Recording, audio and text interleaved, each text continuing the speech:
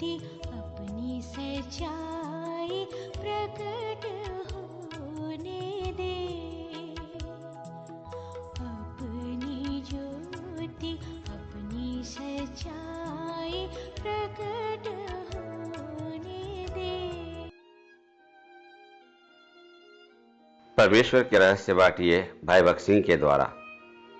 जुलाई 27, रूपांतर की पर्वतीय चोटी के अनुभव के रहस्य। छोटे से छोटा तो एक गोत्र और सबसे तुच्छ एक महान जाति बन जाएगा।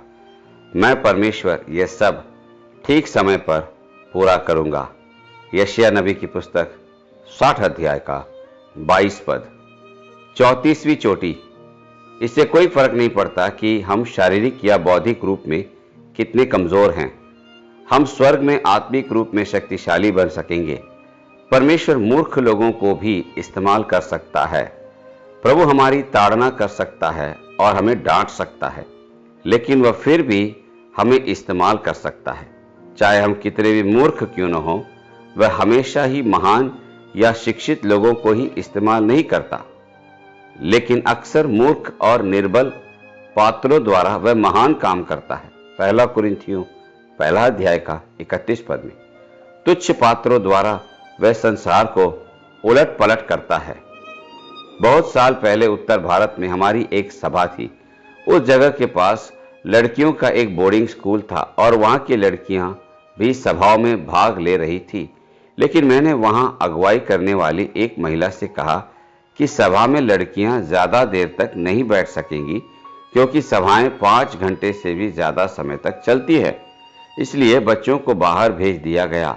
सभा के बाद श्रीमती लाल ने आकर मुझसे कहा, मुझे आपसे कुछ कहना है, मुझे थोड़ा समय दीजिए। मैं स्कूल की प्राध्यापिका हूँ और कुछ देर पहले मैंने हॉस्टल का दौरा किया था और मुझे देखकर बहुत हैरानी हुई कि 13-14 साल वाली लड़कियां अपने घुटनों पर रोते हुए एक एक करके प्रार्थना कर रही थी, प्रभु मुझे क्षमा कर, मैं बहुत बड़ी पापी हूँ। मैंने उनसे पूछा कि तुम क्यों रो रही हो, तो उन्होंने कहा, पाप की वजह से।